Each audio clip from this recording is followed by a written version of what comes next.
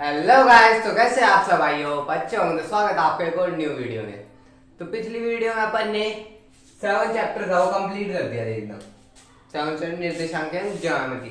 तो मेरे हिसाब से आपको समझ में आ गया होगा। ठीक है, तो मैंने एक दिन छुट्टी कर ली थी क्योंकि यार मेरे को अर्जेंट काम हो जाता है। यार मैं भी घर में रहने वाला इंसान हूँ। ठीक है, तो मेरे को अर्जेंट काम हो गया था, इसलिए आपकी एक दिन की क्लास पोस्टपोन कर दी थी। ठीक है, तो आज अपन स्टार्ट करेंगे चैप्टर नंबर 8। ये क्या है, न्यू चैप्टर। तो आज इसका क्या है, शुभारंभ। तो अपन इसको इसके बारे में कुछ बेसिक इंट्रोडक्शन की बात कर लेते हैं। क्या नाम इसका, त्रिकोणमिति। ये त्रिकोणमिति है, यानी ट्रिग्नोमेट्री। इंग्लिश में बोले तो ट्रिग्नोमेट्री। अब कई लोगों को इसके नाम से डर लगता है, साइन कोस। साइन कोस का नाम सुनते ही डर लगता है कई लोगों को। मैं बहुत से की बात कर रहा हूँ कि जिनमें अधिकतर लोग आते हैं उनको साइन कोस से बहुत ज्यादा डर लगता है। इन साइन कोस को देख लिया मतलब पता नहीं क्या देख लिया, सबसे हार्ड चैप्टर बोलते तो सबसे हार्ड है, पर इसको लेवल टू लेवल पढ़ोगे ना आपको एक बार समझ में आ गया। नहीं है ये मानो कि इसको कभी बोल ही नहीं सकते। ठीक है, तो आज अपन स्टार्ट करें ट्रिग्नोमेट्री। तो बिल्कुल बेसिक लेवल मैं मेरे को ये पता है कि आपको कुछ नहीं आता, कुछ भी नहीं आता, उसके बेसिक लेवल से स्टार्ट करें। ठीक है, तो क्या है ट्रिग्नोमेट्री, त्रिकोणमिति है। तो उसमें चलते हैं साइन कोस। चलो मैं आप बिल्कुल बेसिक लेवल से बताता हूँ साइन कोस कहाँ से आए, कैसे बने। सबसे पहले एक बेसिक चीज की बात कर लेते हैं।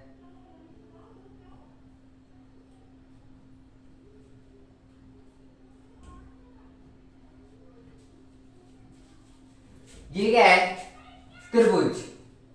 त्रिभुज है, तीन भुज है, समकोण त्रिभुज है सॉरी, क्योंकि इसमें एक कोण कितने का है, 90 डिग्री का। तो ये क्या है, एक समकोण त्रिभुज है नॉर्मली। तो देखो एक बेसिक बात, समकोण त्रिभुज है, ये जो समकोण बन रहा है इसमें तीन भुजाएं पड़ी होंगी आपने। ये क्या होती है, लंब। ये क्या होती है, आधार। और ये क्या होती है, कर्ण।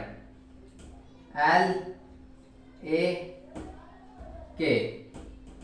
और ये क्या है, थीटा।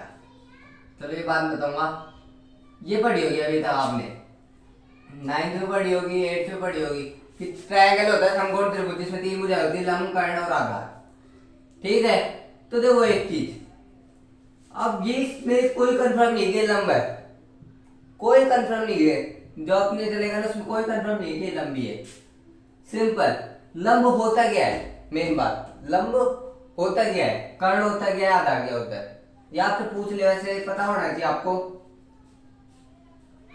कर्ण इक्वल समकोण के सामने वाली भुजा, क्या, समकोण के सामने वाली भुजा क्या कहलाती है, कर्ण कहलाती है।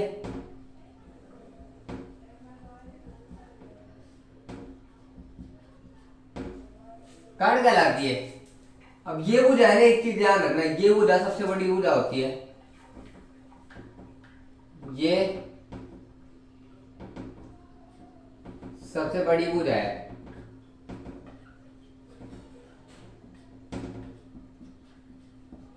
ये सबसे बड़ी भुजा है। ठीक है, ये सबसे बड़ी भुजा होती है कर्ण। अब देखो इसका एक फिक्स है, वैल्यू फिक्स है कि समकोण के सामने वाली भुजा क्या होगी, कर्ण।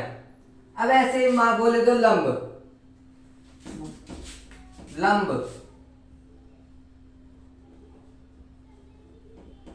क्या है, लंब। अब लंब का कोई फिक्स नहीं होता यहाँ पे, लंब किधर भी हो सकता है, किधर भी सिर्फ पोजीशन चलती है लंब की भी। लंब इज इक्वल, अब देखो ये क्या होता है अपना थीटा कोण।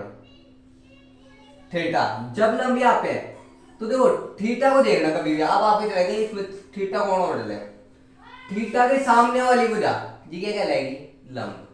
थीटा के सामने वाली भुजा क्या लिखे, थीटा के सामने वाली भुजा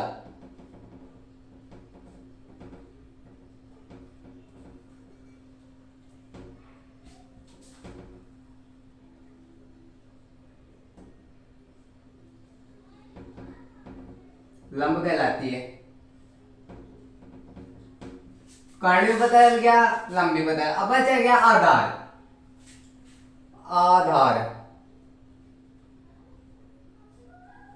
इक्वल, अब आधार क्या होगा? थीटा, और ये क्या है? समकोण। थीटा व समकोण को मिलाने वाली भुजा क्या कहलाती है? आधार। ये क्या होती है? Simple definition. थीटा व समकोण को मिलाने वाली भुजा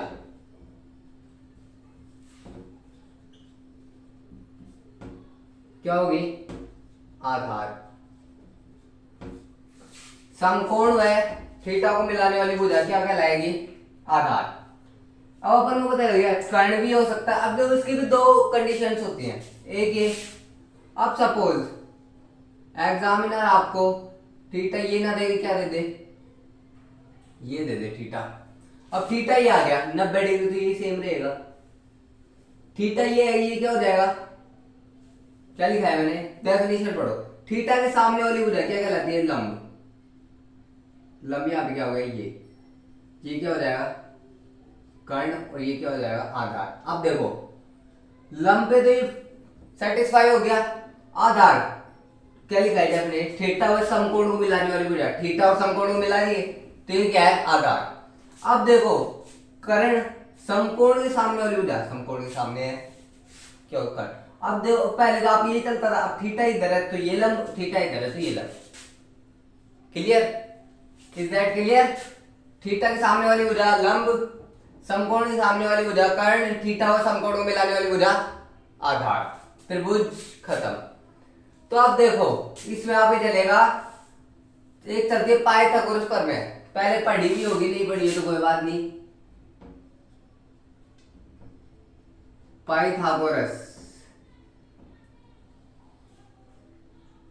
प्रमेय ये बहुत काम की है। अब दो ये होती क्या है? कर्ण स्क्वायर इज इक्वल लंब स्क्वायर प्लस आधार स्क्वायर। इसको शॉर्ट फॉर्म में बोल देता हूं, के स्क्वायर, सीधा ही लिख देता हूं, के square is equal L square plus A square. ये आपके बहुत काम की है। अब तो कर्ण, एक चीज देखने की, कर्ण क्या है? सबसे बड़ी भुजा। इसका वर्ग इन दोनों भुजाओं के वर्ग के योग के बराबर होगा। ठीक है। सपोज अपन के पास ये भुजा नहीं है तो अपन इनसे ये निकाल सकते हैं। दो भुजा दे दिए, एक भुजा पूछ लेते हैं, अपन आराम से निकाल। अब बात करते हैं अपन इसमें, मेन चलते हैं साइन कोस, जिनसे लोगों को डर लगता है। तो आपको एक ट्रिक सिखाता हूँ, ट्रिक साइन कोस।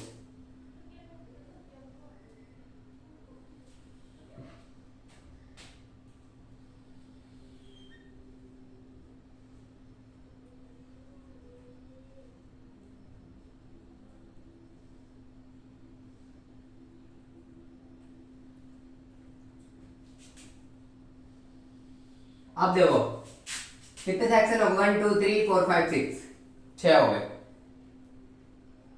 मैं एक ट्रिक सिखाता हूं, एल ए एल क्या मीनिंग? के ए। ठीक है। अपने चलते हैं 6, ट्रिग्नोमेट्री में 6 वो चलते हैं फलन। क्या होते हैं? इसको मैं लिख देता हूं,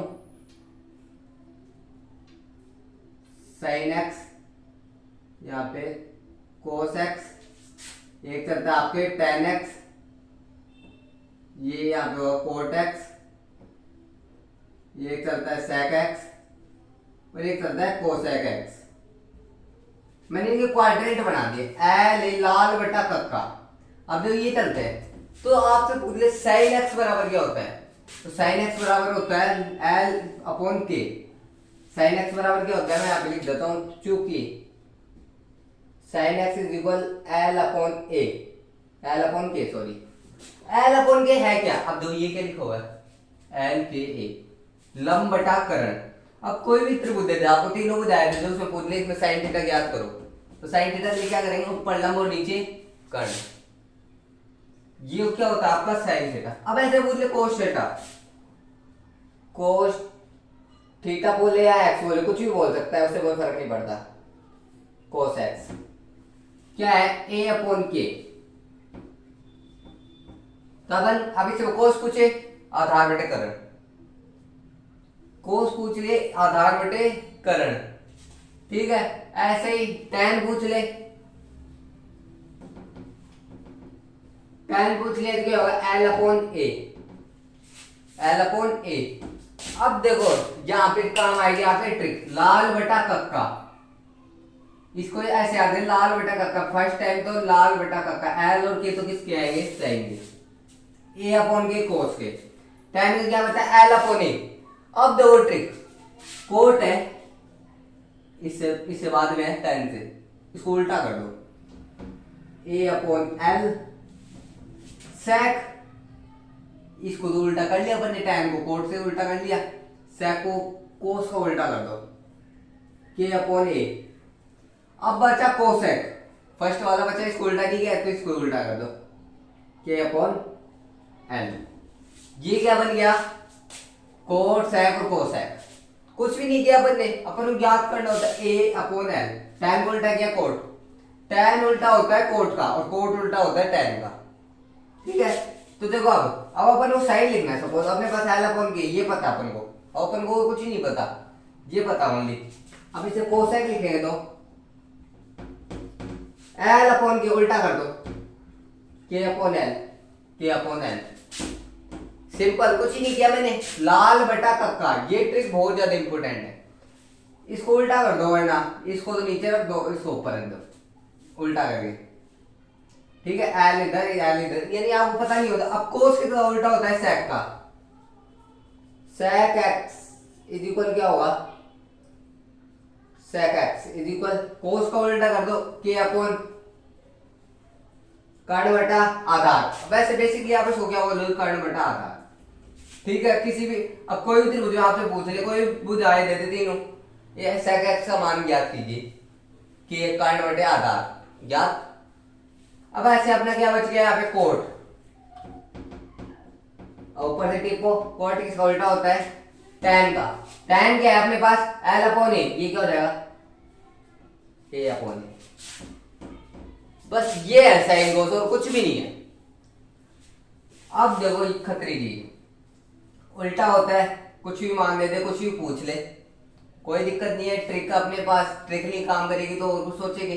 कर्ण स्क्वायर, दो बुझाए दे दी तो यहाँ पे काम आएगा, दो बुझाए दे दी, एक पूछ ली, सपोज दो बुझाए दे रखे और ये पूछ ले आपसे, जैसे आधार और लंब दे दिया और ये पूछ ले साइन एक्स। अब आप सोचो कर्ण का आ गया, कर्ण को कैसे निकाले।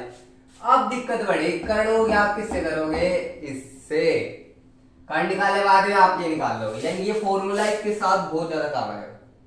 वैसे पूछ लिया वो साइन एक्स होता क्या है, तो सिंपल क्या बताओगे, लंब बटा कर्ण, या फिर एक नंबर में आ भी सकता है 10th में, ठीक है। तो ये चैप्टर बहुत इंपॉर्टेंट है, ये आगे कोई बच्चे मैथमेटिक्स लेना चाहते हैं ना, उनके लिए तो बहुत ही ज्यादा इंपॉर्टेंट है, वैसे भी बहुत इंपॉर्टेंट है, ठीक है। तो इसका स्क्रीनशॉट ले लो।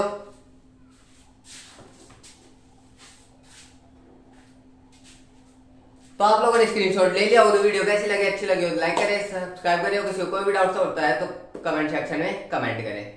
तो देखो ये चैप्टर बहुत इंपॉर्टेंट है, इसमें जितना आप प्रैक्टिस करोगे ना, अब ये डेफिनेशन सपोज आपसे कोई पूछ ही ले, 10th क्लास के स्टूडेंट है, कोई पूछ ले घर का बाहर का, तो ये बहुत ज्यादा, यानी आपके बेसिक लेवल के जनरल नॉलेज के लिए चाहिए थी, ठीक है। तो आज की क्लास कैसी लगी कमेंट सेक्शन में जरूर बताना। आज के लिए इतना ही, थैंक यू।